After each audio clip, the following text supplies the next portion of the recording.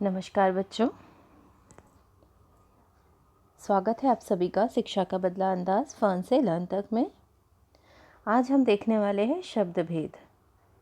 शब्द भेद जो कि व्याकरण का एक भाग है, भाषा बिंदु के नाम से आजकल ये जाना जाता है। शब्द आप सभी जानते हैं शब्द क्या होते हैं। उन शब्दों से ही हम वाक्य बनाते हैं। शब्द के अलग अलग अर्थ होते हैं, अलग अलग प्रकार होते हैं। उत्पत्ति के आधार पर, रचना के आधार पर, उसी प्रकार अर्थ के आधार पर, प्रयोग के आधार पर, उसी प्रकार से कुछ समानार्थी शब्द, विरुद्धार्थी शब्द, इस प्रकार से हम शब्दों के लिए जो शब्द है प्रयोग करते हैं। तो आज हम जो शब्द भेद देखने वाले हैं उसमें हम प्रयोग के आधार पर हम उसके भेद देखेंगे कि प्रयोग के आधार पर शब्द के कितने भेद हैं। तो प्रयोग के आधार पर शब्दों के कुल 8 भेद हैं। वो 8 भेद इस प्रकार से हैं: संज्ञा, सर्वनाम, विशेषण, क्रिया, क्रिया विशेषण, संबंध बोधक, समुच्चय बोधक और आखिरी है इसमें विस्मयादि बोधक। तो इस प्रकार से ये जो कुल 8 भेद हम यहाँ पर देख रहे हैं, इन 8 भेदों के आधार पर भी शब्दों के और दो भेद बने हैं। ये जो 8 शब्द आप देख रहे हो सूची में, संज्ञा, सर्वनाम, विशेषण, क्रिया, क्रिया विशेषण, संबंध बोधक, समुच्चय बोधक, विस्मयादि बोधक, तो इन 8 प्रकार के आधार पर भी, इन 8 भेदों के आधार पर भी शब्दों के जो कुछ परिवर्तन हो सकते हैं उसके दृष्टि से शब्द के 2 प्रकार बताए गए हैं। अब वो 2 प्रकार कौन से हैं? तो पहला है विकारी और दूसरा है अविकारी। तो आज हम हमारे इस वीडियो में विकारी शब्द क्या है वो जानेंगे, वो समझेंगे। और ये विकारी शब्दों को समझने के लिए हम पहले कुछ उदाहरण देख लेते हैं। पहला उदाहरण देखिए क वर्ग का। लड़का खाना खाता है। लड़के ने खाना खाया। लड़कों ने खाना खाया। लड़कों खाना खा लो। लड़कियों खाना खा लो। अब दूसरा उदाहरण देखिए ख वर्ग का। वह खाना खा रहा है। उसने खाना खाया। उन्होंने खाना खाया। वे खाना खा रहे थे। अब तीसरा उदाहरण देखिए। काला छाता किसका है? काली छतरी किसकी है? काले छाते किसके हैं? उसी प्रकार से घ वर्ग का उदाहरण देखिए। वह पढ़ता है। वह पढ़ेगा। वह पढ़ चुका है। वह पढ़ रहा था। तो आप यहाँ पर ये जो 4 उदाहरण देख रहे हैं क ख ग घ वर्ग के, ये जो उदाहरण आप देख रहे हैं बच्चों, इन उदाहरणों में हर वाक्य में मैंने जो कुछ शब्द है वहाँ पर एक विशेष शब्द को क्या किया है, कलरफुल किया है। और बाकी आप देख रहे होंगे कि सफ़ेद शाई से लिखा हुआ है। और वो शब्द जो मैंने कलर किया है, कलरफुल किया है, जिसे रंगीन किया है, वो थोड़ा सा बड़ा भी आपको दिख रहा है। तो यहाँ जो वाक्य है, यहाँ पर छपे हुए जो मोटे शब्द है, उनसे हमें क्या समझ में आ रहा है कि लिंग, वचन, कारक और काल, इसके कारण भी क्या होता है कि शब्द बदल गए हैं और उनमें परिवर्तन आ गया है या विकार आ गया है। इसीलिए इन शब्दों को विकारी शब्द कहते हैं। जैसे पहला उदाहरण मैं आपको फिर से एक्सप्लेन करती हूँ अभी से कि लड़का खाना खाता है। यहाँ हम देख रहे हैं कि लड़का, यहाँ लड़का से हमें क्या समझ आ रहा है कि कोई विशेष एक लड़के के बारे में बताया जा रहा है। अब उसी के बाद दूसरा नंबर देखिए, क में ही जो आगे वाक्य दिया है, लड़के ने खाना खाया। यहाँ पर जो है कारक शब्द जुड़ गया है, ने, लड़के ने। तो आगे के वाक्य में कारक के कारण क्या हुआ है, खाना खाता है का क्या बन गया है, खाया है। वहां हमें एक क्रिया भी दिख रही है कि जैसे लड़के ने खाना खा लिया है। अब उसके आगे देखिए, लड़कों ने खाना खाया। अब यहाँ हम क्या देख रहे हैं, लड़कों से यहाँ क्या तात्पर्य हो रहा है कि एक से ज़्यादा लड़के हैं। तो पहले वाक्य में जो है हमने देखा, क वर्ग का जो पहला वाक्य है उसी में हमने क्या देखा,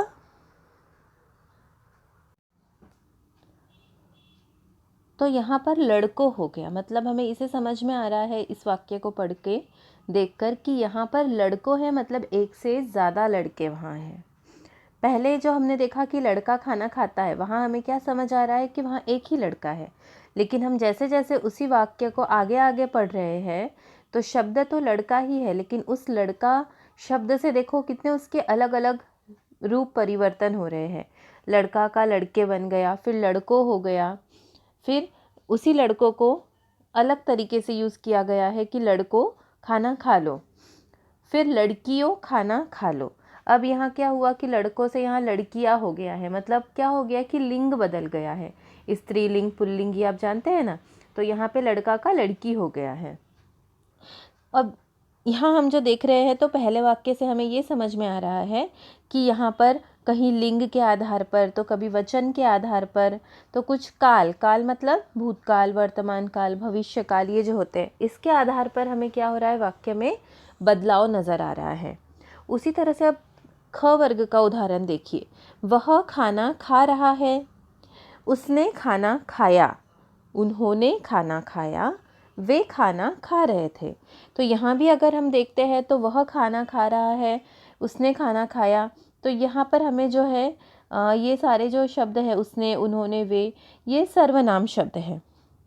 पहले वाक्य में जो थे ये संज्ञा शब्द थे, लड़का और लड़कियों, ये जो हमने दिया। अब दूसरे वाक्य में आप जो देख रहे हो, वह, उसने, उन्होंने, वे, ये कौन से शब्द है बच्चों, शब्दों के जो हमने 8 भेद देखे हैं, तो उसमें से ये दूसरा प्रकार है सर्वनाम। ठीक है, जब हम नाम की बजाय हम वह, उसने, तुम, तुमने, आप, इस तरह से जब हम शब्दों का उपयोग करते हैं तो वो सर्वनाम शब्द होते हैं। तो यहाँ पर भी आप देखो कि यहाँ वह से हमें पता चल रहा है कि किसी एक के बारे में कहा है, उन्होंने से हमें पता लग रहा है कि वहाँ पर जो है कोई ज़्यादा लोग हैं, या वो खाना खा चुके हैं, खाना खा लिया है, उन्होंने खाना खाया, ऐसा बताया जा रहा है। वहाँ क्रिया के आधार पर जो है, काल के आधार पर परिवर्तन दिख रहा है हमें। फिर वे खाना खा रहे थे, यहाँ पर वचन बदल गया है, एक से ज़्यादा हमें यहाँ पर दिखाई दे रहे हैं। तो यहाँ जो सर्वनाम शब्द है ये भी जो है लिंग के आधार पर, कारक के आधार पर, वचन या काल के आधार पर क्या हुआ है कि इन शब्दों में भी क्या हुआ है, बदलाव आते गया है। वैसे ही तीसरा देखिए, काला छाता किसका है, काली छतरी किसकी है और काले छाते किसके हैं। तो यहाँ पर जो मेन शब्द है काला, ये क्या है, उस छाते के बारे में उसकी विशेषता बता रहा है, इसीलिए ये क्या है कि उसका विशेषण वाला शब्द है। ये तो है तो काला ही, लेकिन वाक्य के आधार पर देखो उसमें कैसे परिवर्तन हो रहा है। अगर हम छाता कह रहे हैं तो हमने काला शब्द उपयोग में लाया है, यदि हम छतरी कह रहे हैं तो वो काला से काली हो गया। उसी तरह से काले छाते किसके हैं, मतलब वहाँ पर एक से ज़्यादा काले छाते होंगे। तो यहाँ भी अगर हम देखते हैं तो लिंग के आधार पर या वचन के आधार पर एक वचन बहुवचन जो होते हैं, यहाँ पर भी हमें वाक्य क्या हो रहा है कि वाक्य तो हमें लग रहा है कि वैसा ही है, लेकिन उसमें देखो कितनी बारीकी से अगर हम देखते हैं तो वहाँ पर शब्दों का परिवर्तन हमें दिखाई दे रहा है। उसी प्रकार अब घ वर्ग का उदाहरण देखिए, वह पढ़ता है, वह पढ़ेगा और वह पढ़ रहा था। तो इन उदाहरणों में अगर हम देखते हैं तो यहाँ पर वह ये जो सर्वनाम है, यहाँ पर सर्वनाम तो एक ही है, लेकिन यहाँ पर जो पढ़ता है, पढ़ेगा, पढ़ चुका, पढ़ रहा, ये जो शब्द है ये क्रिया को दर्शा रहे हैं, यहाँ पर पढ़ने की क्रिया हो रही है। तो इस प्रकार से हमने देखा कि यहाँ पर जो है संज्ञा, तो दूसरे वाक्य में सर्वनाम, तीसरे वाक्य में विशेषण और चौथे वाक्य में हम देख रहे हैं चौथे वर्ग में कि यहाँ पर जो है क्रिया के आधार पर। तो इस तरह से क ख ग घ में ये जो चारों वर्ग में हमने जो कुछ उदाहरण को, एक ही तरह के उदाहरण को अलग अलग किस तरह से रूप में हमने लिखा है, किस तरह से उन्हें लिखते समय लिंग, वचन, कारक या क्रिया के आधार पर, क्रिया मतलब काल के आधार पर जो है, क्रिया से हमें काल पता लगता है कि क्रिया हो रही है या हो चुकी है या होने वाली है। तो इस प्रकार से हमें इनके आधार पर जो वाक्यों में यहाँ परिवर्तन दिखाई दे रहा है, वो परिवर्तन ही क्या है, उस शब्द का विकार है। इसीलिए ऐसे शब्दों को क्या कहा जाता है, विकारी शब्द। तो यहाँ पर जो ऊपर वाक्य हमने आपको दिखाए हैं, हर वर्ग के जो वाक्य देख सक रहे हैं आप, तो जैसे कि आपको अभी बताया है, यहाँ पर जो पीले कलर के आप जो शब्द देख रहे हैं, तो कुछ लिंग के आधार पर उस परिवर्तन हुआ है, कुछ में वचन के आधार पर और कारक और काल। जब इन चार आधार पर अगर किसी शब्दों में परिवर्तन हमें दिखाई देता है तो ऐसे शब्दों को हम विकारी शब्द कहेंगे। ठीक है, अब आगे देखिए कि यहाँ जो मैंने आपको उदाहरण में ऑलरेडी एक्सप्लेन कर दिया है कि क वर्ग के जो शब्द थे मोटे, वो कौन से थे, संज्ञा शब्द थे। ख वर्ग के जो शब्द हमने परिवर्तित किए थे वो सर्वनाम वाले शब्द थे उन वाक्यों के। अब जो ग वर्ग के थे तो हमने बताया काला शब्द जो है उस छतरी की विशेषता को बता रहा था। तो इस प्रकार से वहाँ पर हमने विशेषण में परिवर्तन देखा और घ वर्ग में जो है हमने क्रिया के शब्दों में परिवर्तन देखा है। तो इस प्रकार से बच्चों यहाँ पर जो शब्द भेद हमने शुरू में देखे कि 8 प्रकार के होते हैं, तो यहाँ पर हमने देखा है कि किस किस आधार पर शब्दों में परिवर्तन आया है, एक संज्ञा, सर्वनाम, विशेषण और क्रिया। तो इस प्रकार से जो है यहाँ पर संज्ञा शब्द अगर हम देखते हैं तो लिंग, वचन, कारक और काल, इनको अगर ध्यान में रखते हुए हम देखते हैं तो लड़का, लड़के हुआ, लड़कों हो गया, फिर दूसरे वाक्य में लड़कों है, लड़कियों है। अगर हम सर्वनाम की बात करें तो वहाँ पर वह, फिर दूसरे वाक्य में उसने, तीसरे में उन्होंने, फिर वे। तो इस तरह से उसमें परिवर्तन आता गया है। किसके आधार पर ये परिवर्तन आता गया है, लिंग, वचन, कारक या काल। ये चीज़ आपको ध्यान में रखनी है हमेशा कि विकारी शब्द में लिंग, वचन, कारक, काल, इनके आधार पर अगर परिवर्तन आता है तो मतलब वो विकारी शब्द होते हैं। उसी प्रकार से क्रिया शब्द में भी पढ़ता है, पढ़ेगा, पढ़ चुका। तो इस प्रकार से हम देख रहे हैं कि संज्ञा, सर्वनाम, विशेषण और क्रिया शब्दों में क्या हो रहा है कि वहाँ पर ये लिंग, वचन, कारक और काल के आधार पर परिवर्तन आ रहा है। तो इस प्रकार से जब इन 4 चीज़ों के आधार पर अगर किसी शब्द में, वाक्य के अंतर्गत अगर हम परिवर्तन देखते हैं तो उसे विकारी शब्द कहते हैं। ये विकारी शब्द की हमारी परिभाषा है जो अभी आखिरी की आपको 3 लाइन दिख रही है। इस परिभाषा को आपको ध्यान में रखना है और जब कोई आप उदाहरण को देखो, अगर आपको उदाहरण में पहचानने के लिए बताया गया है तो आपको वो समझ में आना चाहिए कि कहाँ संज्ञा के आधार पर परिवर्तन हुआ है, विकार आया है शब्द में, या सर्वनाम के आधार पर आया है, या विशेषण के आधार पर आ रहा है, या क्रिया के आधार पर आ रहा है। तो इस प्रकार से ये होते हैं हमारे विकारी शब्द। तो अब बच्चों हम जो हमारा जो दूसरा प्रकार है अविकारी शब्द, उसे भी हम समझेंगे इस वीडियो के दूसरे भाग में। तो फिलहाल जो है आपको इस भाग में हमने जो शब्द भेद है उसके अंतर्गत शब्दों के जो 8 प्रकार है, उस 8 प्रकार में से जो 4 आपको प्रकार यहाँ बताए गए हैं, शुरुआत के 4, केवल जब इन चारों में ही अगर हमें विकार दिखाई देता है तो वो हमारे विकारी शब्द होते हैं। और ये विकार उस शब्द में लिंग के आधार पर, वचन के आधार पर, कारक के आधार पर या काल के आधार पर आता है।